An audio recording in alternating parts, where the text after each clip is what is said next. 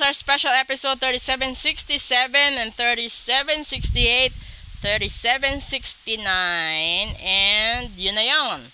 So, kuha tayo dito. Kung alamin natin kung ano ba yung mga sitwasyon na dapat ninyong ayusin, iwasan, talikuran, pabayaan, or mga sitwasyon na dapat i-continue. Kukuha ulit tayo dito ng tatlo.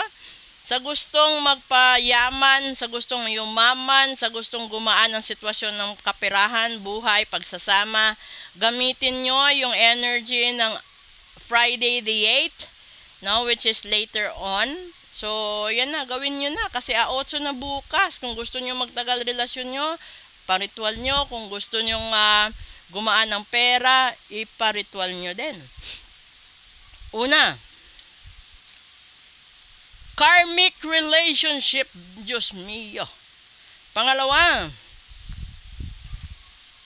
mirror. Pangatlo,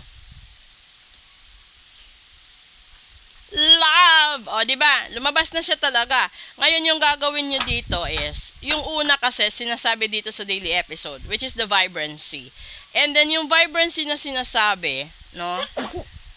Yung ibig sabihin nun, kaya siguro yung iba sa inyo, hindi maganda yung pagsasama, hindi maganda yung relasyon dahil kailangan yung i-let go ang bawat isa.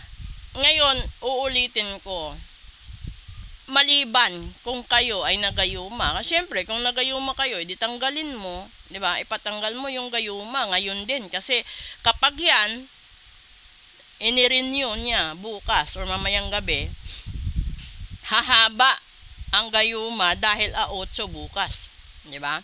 So ando doon yung mga resentment, yung triggers niya, yung intensity, ando doon. So dito naman sa pangalawa, which is the mirror, ibig sabihin nun, magkaroon ka naman ng self-reflection sa sarili mo. Tanggapin mo. Kung meron siyang gayuma, ipatanggal mo. Kung meron siyang barang, kulam, sumpa, ipatanggal mo. Para makuha mo itong unconditional love. Ibig sabihin nito, sa mga magulang mo, 'di ba? Halimbawa, may minana kang sumpa, kulam, gayuma, no? Barang, minana mo sa mga magulang mo, sa lola at lolo mo. Kaya kayo lahat sa relasyon is hindi maganda. Posibleng mangyari yon na walang maganda or walang nagtatagal sa bawat henerasyon sa pag-ibig. Dahil yan, baka nung kapanahunan ng ancestors ninyo, may nagsumpa doon, may nagkulam na lahat ng magmamahal sa bloodline ni ganito ay magkakaroon ng matinding kamalasan. So ngayon, para matanggal ka sa karmic relationship at para makapagmuni-muni ka at mag-reflect sa sarili mo at matanggap mo itong unconditional love, yung solusyon dito una is yung cleansing sa sarili mo, yung pag-remove ng kulam, sumpa, gayuma at barang. Pangatlo, yung magkaroon ka ng protection ritual sa sarili mo, sa mahal mo, sa trabaho, sa negosyo, sa pamilya at saka sa lahat-lahat. At uulitin ko po, kapag gumawa ho tayo ng ritual, wala hong ritual na bundle kasi magkaiba ho kayo ng vibrations. Kahit sabihin natin magkasama kayo, magkaiba ho ang lahat ng tao ng level of vibration. So halimbawa, gusto mong ipa-cleansing ang mga anak mo, isa-isa po yan i-cleansing kasi isa-isa magkaiba sila ng tatahakin sa buhay. Kung negosyo naman, lahat naman ng negosyo mo, isa-isa din gagawin. Kung itanggal mo lahat ng negative sa buhay mo, isa-isa din po yan gagawin. So, hindi ho totoo at hindi ho maganda na kung ano yun naman yung nakikita ninyo online, gagawin nyo basta-basta. Dahil dalawa lang talaga kahihinatnan. It's either gumaan or mas lalala ang sitwasyon ninyo. Kopya or sunod mo. 'Di ba? Yun lang yun. So, kung magtataka kayo doon sa mga nagtatanong sa akin, bakit hindi ako nagpo-post ng mga feedbacks or ng mga chats ng clients ko. Kasi, nasa inyo na yun eh. 'Di ba? Kung maniniwala ka o hindi, magtitiwala ka o hindi.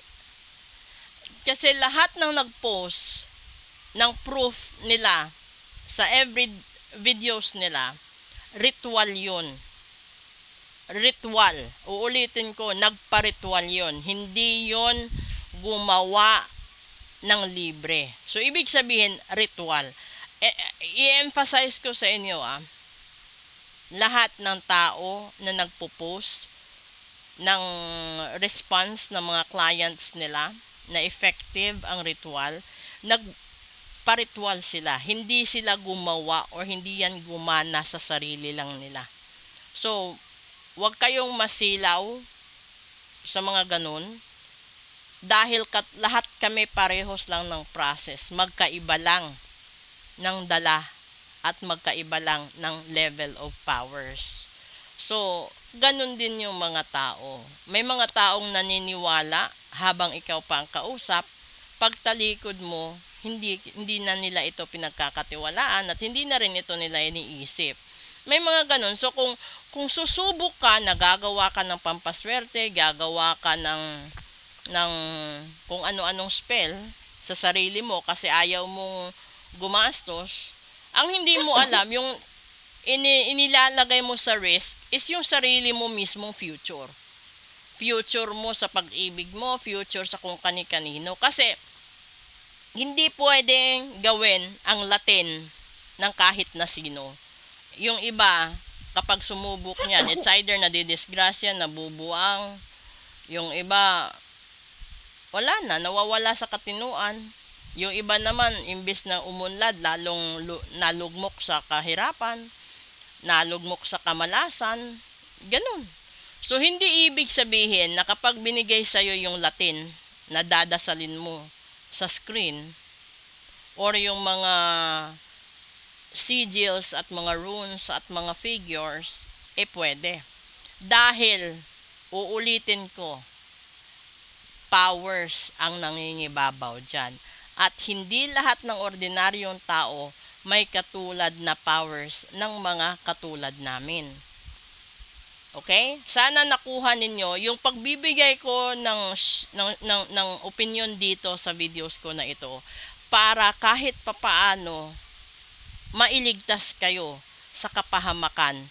Dahil kung hangad nyo ang swerte sa buhay at kung meron kayong swerte na natitira sa buhay nyo ngayon at nakakahanap kayo ng mga Latin sa online, ay wag nyo subukan lahat.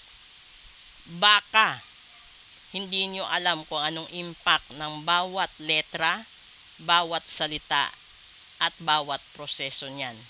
Kaya minsan, sisemplang ang sitwasyon dahil hindi mo alam kung saan galing ang pundasyon ng dasal na ginagawa mo nang walang pahintulot sa mga tao na nagsishare nito. Kaya hindi ako nagsishare ng Latin. Hindi ako nagsishare ng process sa videos ko dahil hindi lahat ng tao kakayanin ang tibay at bigat ng impact nito sa kalusugan, sa pananampalataya, sa subconscious mo, lalong-lalo na sa vibrations mo.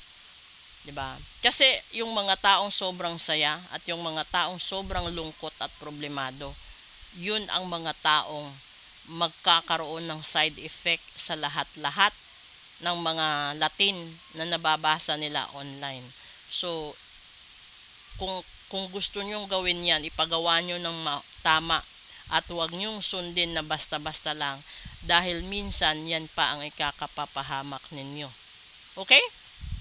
So, naway nakashare ako ng isang beneficial information para mailigtas kayo sa mga kapahamakan na hindi ninyo nakikita. Lahat ng Latin may kapalit. Tandaan nyo yan.